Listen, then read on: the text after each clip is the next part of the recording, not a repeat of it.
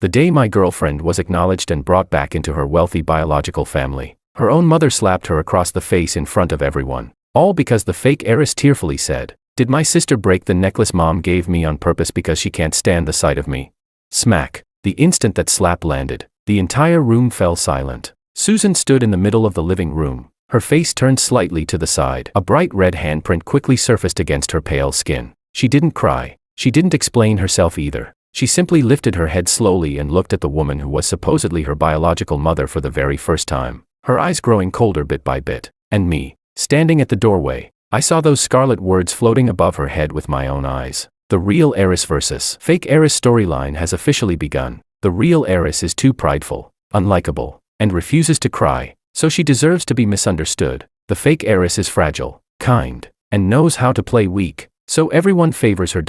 Chapter 1. I stared at those lines and slowly narrowed my eyes. Here we go again. 3 months ago, something in this world started going seriously wrong. Certain people would suddenly have bizarre, plot commentary floating above their heads. The manipulative pick-me coworker had this written above hers. "She's just emotionally neglected." The cheating boss had this. "He just doesn't know how to express himself." Clearly trash. Clearly people who belonged behind bars. Yet somehow, according to those stupid words, they all had their reasons. Meanwhile, the people who were rational, principled, and actually clear-headed were always painted as the villains. Especially women. The more suffering they endured quietly, the more everyone pitied them. The more self-aware and rational they were, the more everyone hated them. Susan was exactly the kind of person this melodramatic, bullshit logic loved to target. She was the real heiress. According to the plot, she would return to her rich family, get framed over and over again by the fake heiress, be repeatedly misunderstood by her biological parents, humiliated by her brothers, despised by her fiancé,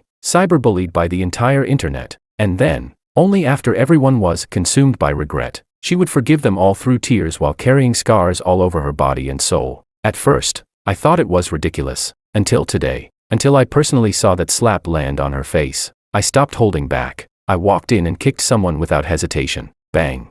Diego Tang, the second young master of the Tang family, had just tried to shield the fake heiress when I sent him crashing straight over the coffee table. He went tumbling to the floor along with shattered cups and glass. Screams instantly erupted throughout the room. "James."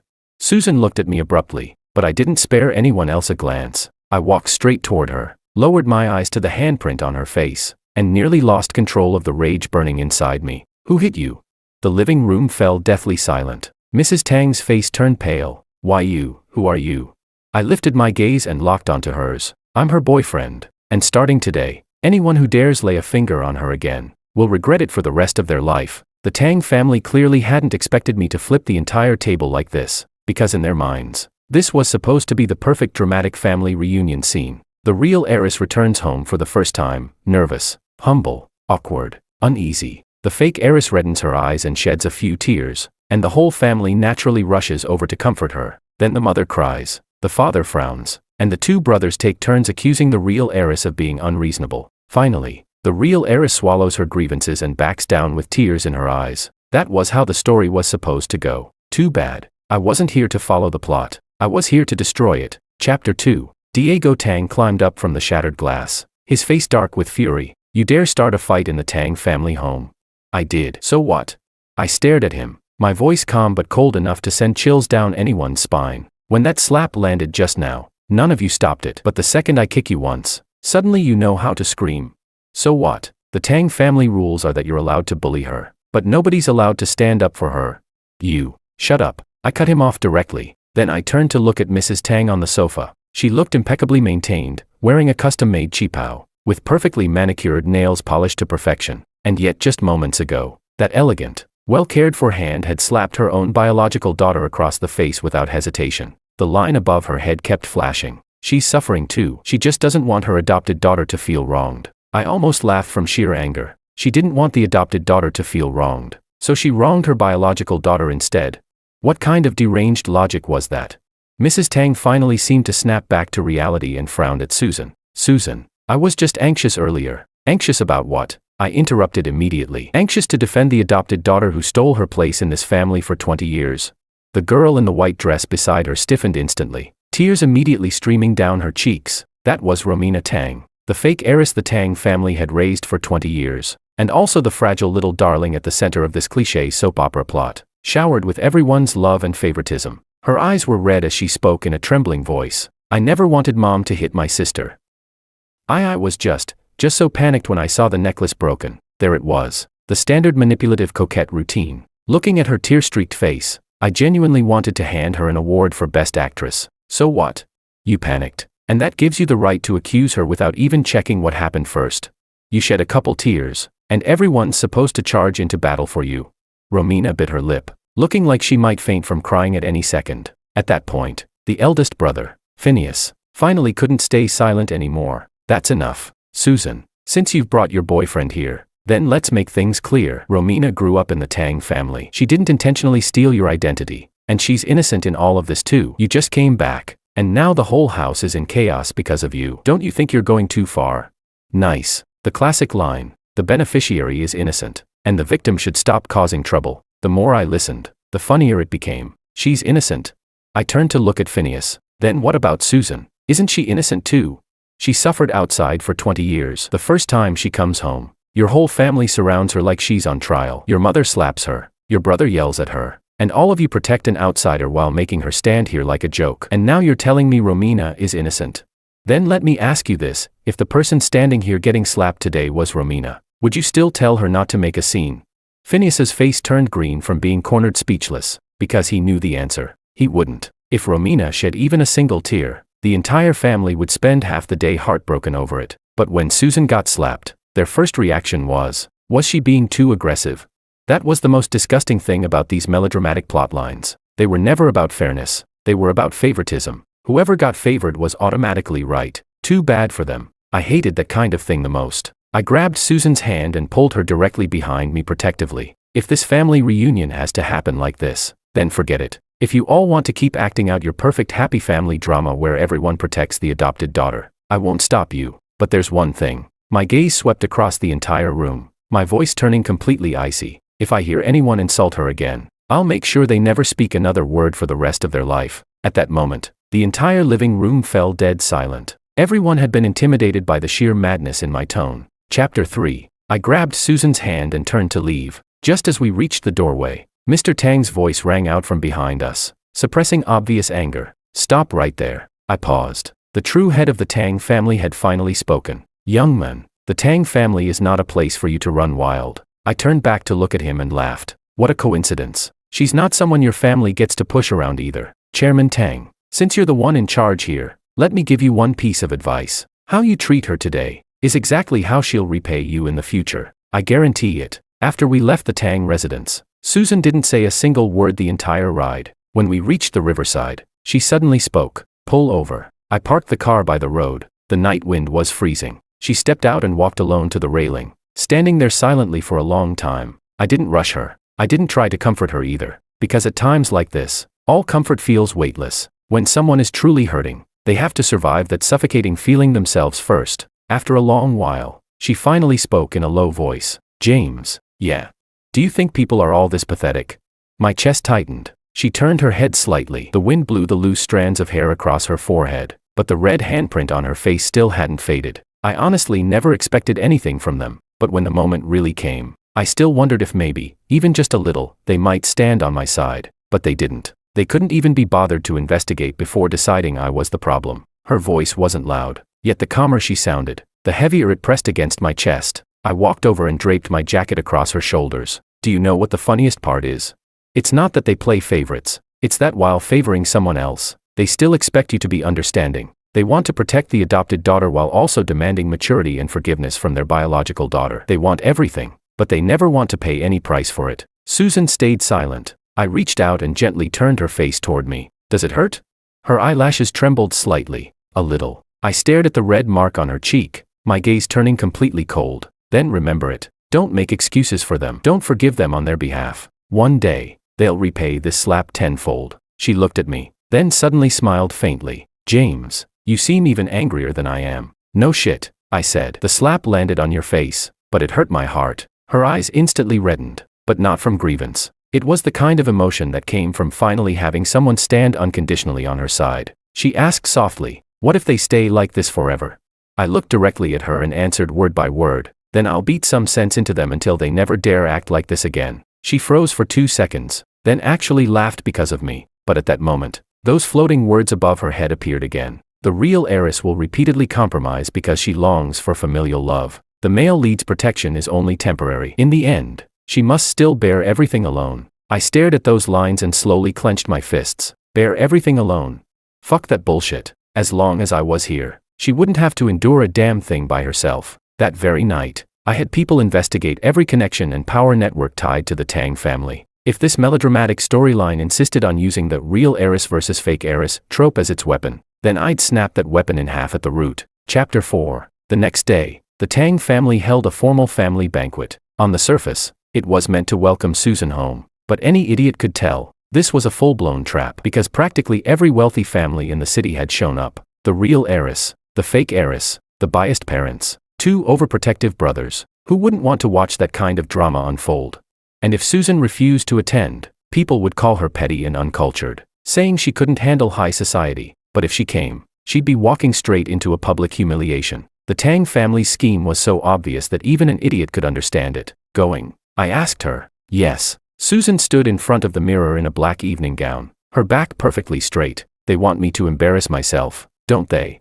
Then I'll go see exactly who ends up embarrassed. I looked at her and smiled. That was more like it. The moment we entered, every gaze in the room turned toward us in unison. Some were sizing her up, some were comparing, some were openly enjoying the spectacle, and some didn't even bother hiding their contempt. After all, in their eyes, Susan was just some wild girl raised outside the elite world. Romina, meanwhile, was the real socialite they'd watched grow up. What they didn't know was, this banquet would become the beginning of the Tang family's dignity shattering into pieces. Less than 10 minutes after we arrived, someone finally made the first move. A wealthy woman in a sapphire blue gown covered her mouth and smiled. Susan, I heard you grew up in an ordinary family. Then you should really learn from Romina. High society has a lot of rules. Not everyone can adapt to it. Several people nearby immediately chimed in. That's right. Romina has always been so graceful. She's been elegant and well-mannered since childhood. Some things really can't be learned later in life. Every word practically screamed, you're beneath her. Before Susan could respond, I smiled first. Auntie, you're absolutely right. Some things really can't be learned later in life. The woman froze. What do you mean by that? I looked at her leisurely. Like manners. People with manners don't use someone else's background as gossip, and they definitely don't pretend to care while making passive-aggressive insults. At your age, and you still haven't learned that, honestly, there's probably no saving it now. The entire room instantly fell silent. A few seconds later, someone almost burst out laughing before quickly holding it back. The wealthy woman's face turned bright red. You, what about me? I lifted my wine glass toward her lazily. Please continue. I love watching people grow older, louder, and dumber at the same time. At once, the way everyone looked at me changed. They probably had never seen someone refuse to follow the usual rich family drama script. Well, obviously. Do you know the biggest taboo in a power fantasy story? It's when someone steps all over the protagonist's head, and the protagonist still acts restrained and polite. If you're going to slap someone back, you do it on the spot. If you're taking revenge, you take it immediately. Delay even 1 second, and the audience gets frustrated, and the real climax would come 20 minutes later. Mrs. Tang brought out an emerald necklace and announced in front of everyone, this necklace has always belonged to the daughters of the Tang family. Today, I want to personally give it to Susan. The moment those words fell, the room went silent, because everyone knew that necklace had always been assumed to belong to Romina. Taking it out now could only mean one thing. The Tang family was making a public statement, but the second I glanced over, I knew something was wrong, because the lines above Romina's head suddenly began flashing wildly. The necklace will disappear. Everyone will assume the real heiress stole it. She will become a complete laughingstock. I smiled. Good. So they were pulling this trick again. Chapter 5. Sure enough, less than half an hour later, the necklace was gone. The first person to cry out was Romina. Mom, the necklace is missing. That single scream instantly pushed the atmosphere in the banquet hall to its peak. Everyone turned to look. Mrs. Tang's expression changed immediately. How could it disappear? Romina bit her lip, her eyes reddening instantly as she glanced hesitantly toward Susan. That expression practically screamed that she already suspected someone, and Diego was the first to jump out. She was the only one who touched the necklace earlier. He pointed sharply at Susan, his tone furious and accusatory. Susan, what's wrong with you? You just got back and you're already stealing from your own family. That one sentence instantly ignited the entire room. Whispers exploded everywhere. No way. She really did something like that. Well, if someone's never seen jewelry like this before, it's understandable to get tempted. Standing there listening to it all, I felt my temples throbbing. See? That was the power of the plot. No evidence. No investigation. As long as the real heiress wasn't soft enough, weak enough, or tearful enough, all the malice in the world would automatically be thrown at her. Susan's expression turned ice cold. You're accusing me of stealing. Do you have proof? Proof? Diego sneered. A girl who came back from some low-class outside life like you. Smack. A sharp crack instantly cut him off. Not me, Susan. Her slap landed hard across Diego's face, and the entire banquet hall fell silent. Diego's head snapped to the side from the force, completely stunned. Not just him. Everyone in the room froze. Probably because nobody expected this real heiress they assumed would endure everything quietly, swallow her grievances, and desperately explain herself, to hit someone outright instead. Susan shook out her slightly numb hand, her gaze colder than ice. That slap was to teach you how to speak like a human being. If I ever hear you insult my background again, I'll rip your mouth apart. Standing beside her, I nearly applauded on the spot. Exactly, that was how it should be. Why endure bullshit? When people are already stomping on your head and humiliating you, what dignity are you still trying to protect? After Diego recovered from the shock, he completely exploded. You dare hit me?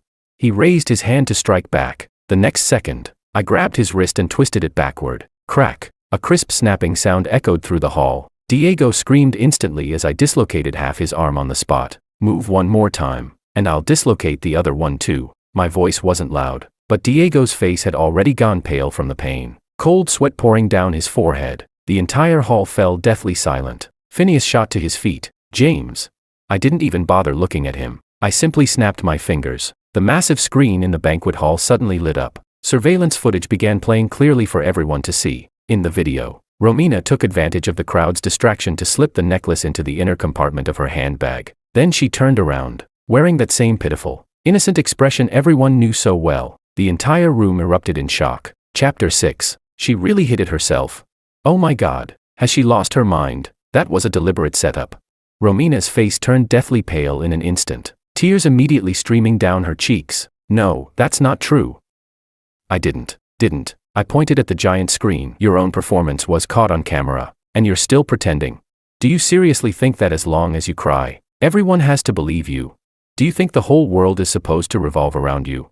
Romina, this little stunt of yours isn't some harmless tantrum from a spoiled girl. This was intentional framing. If the police got involved, do you know what that's called? It's called a crime. Her legs gave out, and she collapsed straight onto the floor. Mrs. Tang hurried to help her up, but the moment she reached out, Susan's calm voice nailed her in place. What? This time you're not slapping me. One sentence. Straight for the throat. Mrs. Tang froze completely, the color draining from her face, because she finally realized just how stupid, disgusting, and unfair that slap had been. Too bad. It was already too late. I lifted my eyes and swept my gaze across every member of the Tang family, my voice colder than ice. Listen carefully. From today onward, if anyone dares throw dirt on her name again, I won't talk to you about family ties, and I definitely won't talk to you about dignity. I'll only talk about consequences. That night, the Tang family lost every last shred of face they had left, and that was only the beginning. If the necklace incident merely tore off Romina's fragile innocent flower mask, then the next person to appear, Domingo Ku, existed purely to disgust people. He was the only son of the Ku family, and Romina's childhood sweetheart. In the original cliché plotline, he would constantly look down on the real heiress for being crude while pitying the fake heiress for being wronged, eventually delivering some dramatic line like, "The position of Mrs. Ku will only ever belong to Romina."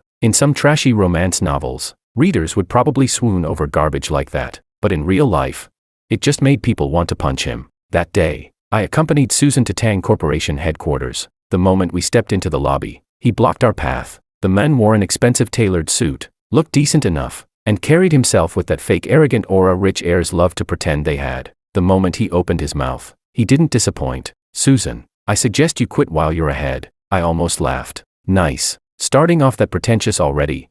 Domingo looked at her with open condescension in his eyes. Romina has suffered enough already. There's no need for you to push her into a corner. And regarding the marriage agreement between the Tang and Ku families, you'd better not entertain thoughts you shouldn't have. The position of Mrs. Ku isn't meant for just anyone. The entire lobby instantly quieted down. Several employees nearby secretly glanced over. Normally, anyone put in a situation like this would feel embarrassed or humiliated. But Susan didn't even blink. "Who are you?" Domingo's expression froze. I nearly burst out laughing. That line hit harder than slapping him across the face, because narcissistic idiots like him hated one thing most: realizing they weren't important enough to even be remembered. Domingo's face darkened. "What are you pretending for? Romina and I have known each other for 20 years. The bond between us isn't something a random outsider like you could ever compare to." The moment he said that, I genuinely couldn't hold back anymore. I walked over and casually placed a hand on his shoulder. "Bro, what expired CEO romance novel did you crawl out of?" Domingo frowned. "What's that supposed to mean?" "It means," the smile on my face slowly disappeared, "if you say one more piece of bullshit in front of her, I'll personally teach you that modern society governed by law has no place for idiots like you." Chapter 7. The moment the words left my mouth, I suddenly exerted force and slammed his shoulder downward. Domingo let out a muffled grunt. Bang. His knees crashed hard against the floor as he dropped to the ground on the spot. The entire lobby erupted in gasps. I looked down at him, my voice terrifyingly calm. "So the position of Mrs. Koo is that precious? Then keep it for yourself. My girlfriend isn't interested." Domingo's face instantly turned the color of liver. He tried to struggle, but I pressed down harder, lowering my voice so only the few of us could hear. "If I hear you bring up that marriage arrangement again, I'll package all your drunk driving, tax evasion, and mistress-related evidence and deliver it straight to your father's company entrance." That completely froze him. He jerked his head up to look at me, and for the first time, I saw genuine fear in his eyes. I smiled. "Go on. Weren't you acting all superior just now? What happened? Cat got your tongue."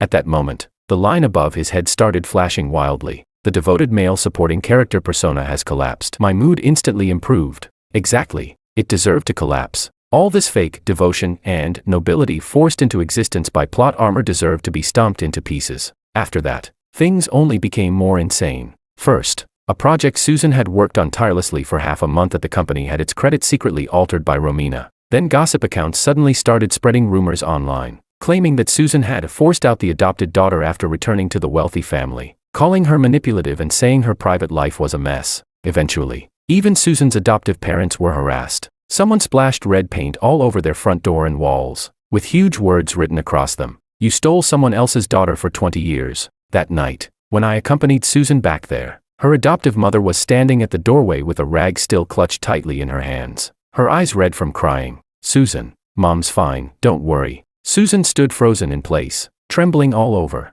not from fear, from rage so intense her entire body shook. The two people she cared about most in this world were the ordinary couple who had raised her. No matter how disgusting the Tang family was, she could still force herself to endure it, but the moment they targeted her adoptive parents, they had completely crossed the line. I stood at the doorway, staring at the vandalized wall, my gaze turning colder and colder. Then I turned around and started walking away. Susan grabbed my arm immediately. "Where are you going?" "To make them suffer." Her grip tightened. "James." I turned back to look at her. Her eyes were red, but her voice was incredibly steady. "This time, I'm going with you." I suddenly smiled. Good. That night was the first time Susan truly took the initiative. Not passive self-defense, a full counterattack. We first organized all the evidence showing Romina bribing gossip accounts, secretly filming videos, maliciously editing footage, and manipulating public opinion. Then we compiled records of the altered project credits, Domingo's scandals, the necklace surveillance footage, and every misleading accusation the Tang family had spread against her. Everything was arranged into a complete evidence package in chronological order. At 1 a.m, we released it all online. At the same time, 17 lawyer letters were sent out together. The internet exploded the next morning. The real heiress fighting back after being slandered. The fake heiress staging her own framing schemes. The young master of the Koo family cheating with multiple women. The Tang family getting exposed for favoring the adopted daughter. The comment sections completely erupted. Holy shit. So the adopted daughter's side was manipulating public opinion the whole time. This is evil as hell. She stole someone's identity for 20 years and still cyberbullied the victim afterward.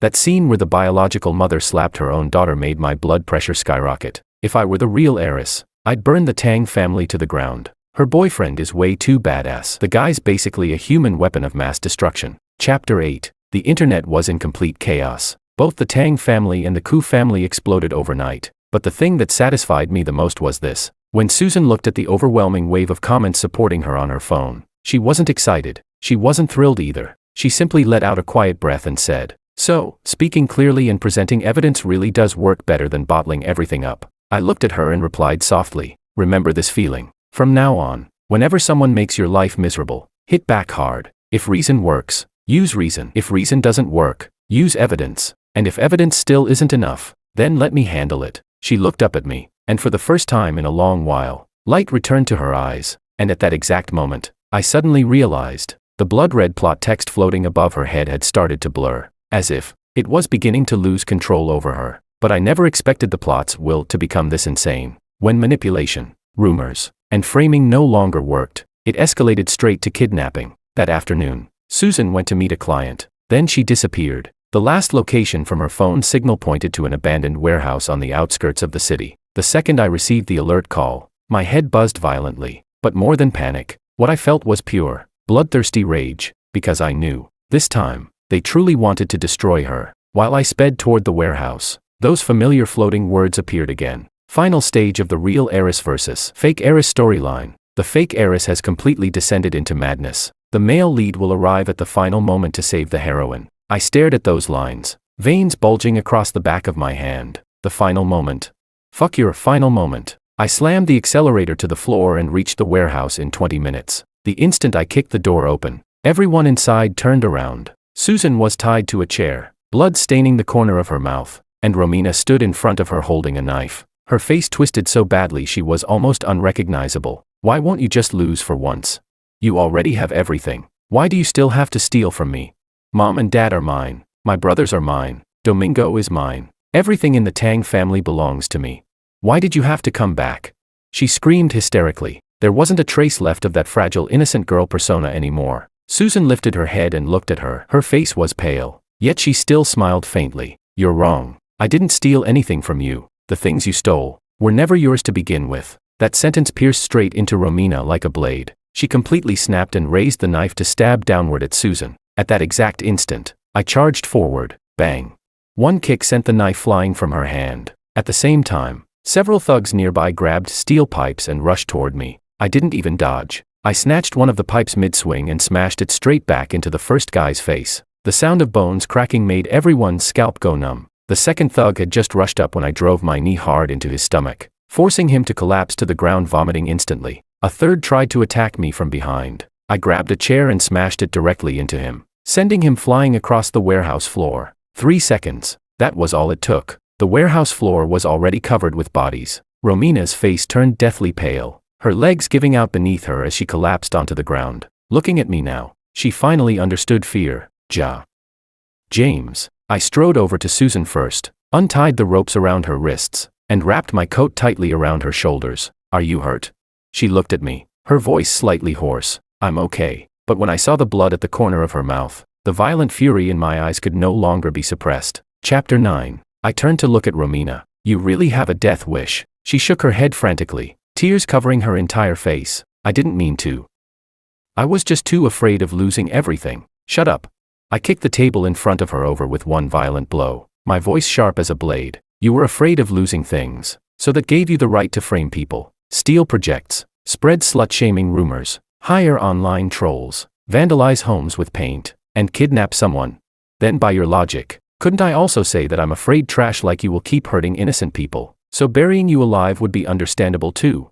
Romina was so terrified she forgot how to cry, and right then, the sound of police sirens echoed outside the warehouse. The color drained completely from her face, because she knew, this time, nobody could save her anymore. When the police rushed in and secured the scene, I handed over the recording from moments earlier, along with the warehouse surveillance footage and phone location records. The evidence chain was so airtight even lawyers would praise it. Kidnapping, illegal imprisonment, intentional assault, online defamation, commercial sabotage. Enough charges for her to spend a very long time reflecting on her life behind bars. The day Romina Tang was taken away, every member of the Tang family showed up at the police station. It was the first time I had ever seen Mrs. Tang cry that miserably. Her makeup was ruined. Her hair was disheveled. She looked like someone had ripped the soul straight out of her body. Phineas and Diego both looked awful too, especially Diego, the second brother who had been the loudest, the most protective, and the dumbest from the very beginning, now stood there with eyes red from crying, unable to say a single word, because reality had finally slapped him awake.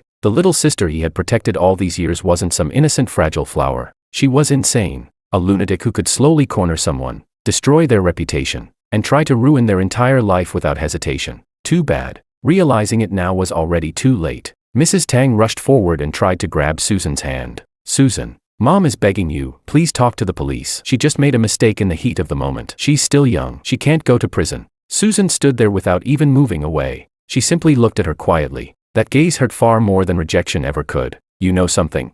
Every single time you beg forgiveness for her, you're telling me one thing, that I deserved all of it. I deserved being framed by her. I deserved being misunderstood by all of you. I deserved being slapped by you. I deserved getting cyberbullied. I even deserved watching the parents who raised me get dragged into this. Because she cried, she automatically became the victim. Because she grew up beside you, everything she did could be forgiven. But what about me?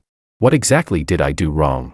The entrance of the police station fell completely silent. Mrs. Tang stood there with tears streaming down her face, mouth open, yet unable to say a single word, because she had no answer. That slap had already shattered every excuse she once hid behind. I was hurting too. I was conflicted too. Susan looked at her, her voice growing colder and colder. The reason I'm standing here today is not because you loved me. It's because I was strong enough not to be destroyed by all of you. So stop talking to me about forgiveness. You don't deserve it. That sentence stabbed straight into the hearts of every member of the Tang family. Diego finally broke down. I'm sorry. His head lowered, his eyes bloodshot red. Susan, I was stupid. I was blind. I'm sorry. In a cliché melodrama, this would probably be the moment when the real heiress softened. But Susan didn't. She merely looked at him calmly. How much is your apology worth? Can it undo the slap I took? Can it erase the bucket of red paint thrown at my adoptive parents' home? Can it give me back the life that was nearly destroyed? No. Then shut up. Diego froze completely in place. His face shifted between pale and green before he finally lowered his head entirely. I stood beside her without saying a word, because in this moment, she didn't need me anymore. She had already stood up on her own, and that felt better than any revenge, because the greatest growth was never someone avenging you. It was finally learning this. When people owe you pain, you don't have to pretend it never mattered. Chapter 10. After everything ended, the Tang family issued a public apology. The Ku family's reputation completely collapsed. Romina was formally arrested and prosecuted, and in order to calm public outrage, Tang Corporation returned everything that should have belonged to Susan from the very beginning. Shares, status, properties, project authority. She accepted all of it, without refusing a single thing. Some people mocked her behind her back, saying that if she was really so principled, why was she still taking the Tang family's money and assets? When I heard that, I almost laughed out loud. What kind of bullshit logic was that? If it belonged to her, why shouldn't she take it? Only an idiot would refuse. The dumbest thing victims do is suffer injury after injury while still getting emotionally blackmailed with nonsense like, just let it go. Don't be so petty. If you're so proud, then don't take anything. Susan wasn't stupid. She reclaimed everything not because she was greedy for it, but because it already belonged to her in the first place. As for the Tang family, she never went back, not even once. They came many times afterward. Mrs. Tang cried. Phineas lowered his head. Diego stayed silent. Mr. Tang offered compensation, but Susan always had only one response. Handle things according to legal boundaries. I knew then. She had truly let go, not forgiven, simply stopped caring. And once someone truly stops caring, nobody can hurt them anymore. 3 months later, we moved into a new home. It wasn't huge, but it was peaceful. The living room had massive floor-to-ceiling windows, and the balcony was filled with flowers she had recently bought. That evening, when I came home and pushed open the door, I saw her wearing comfortable loungewear, crouched on the balcony watering the plants. The sunset poured over her, wrapping her whole body in warm golden light. I stood at the doorway watching her quietly for a while, and suddenly, all the chaos from before, the melodrama, the fighting, the ugliness, the malice, felt impossibly far away. Hearing me enter, she turned around. You're back. Yeah. What do you want for dinner tonight? Anything's fine. She stood up and walked over, carrying a faint floral scent with her. I lowered my head and pulled her into my arms. She froze briefly. What are you doing? Recharging. She laughed softly and wrapped her arms around my waist. James. Yeah. Thank you. I looked down at her. For what?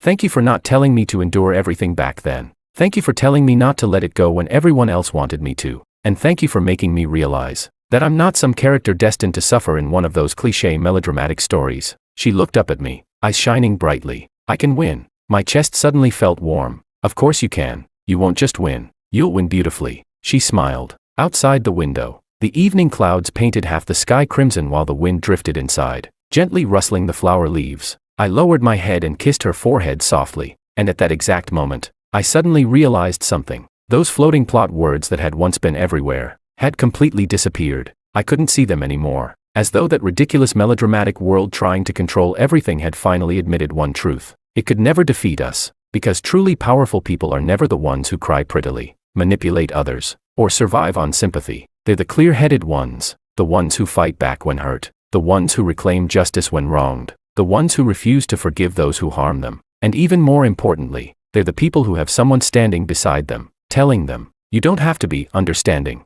you don't have to keep yielding. You don't have to swallow your pain just to preserve someone else's dignity. Whoever hurts you pays the price. Whoever owes you will return it with interest. That is what a story should look like. And Susan and I had finally torn that rotten melodramatic script into pieces. From now on, she was no longer anyone's real heiress, nor was she some tragic victim in somebody else's story. She was simply Susan, the Susan I treasured more than anything, the Susan who, if anyone dared touch her, I'd make them regret it for the rest of their lives, and we would stay together, eating well, sleeping well, kissing well, living longer, better, and happier than every single person who once hoped we would fall apart.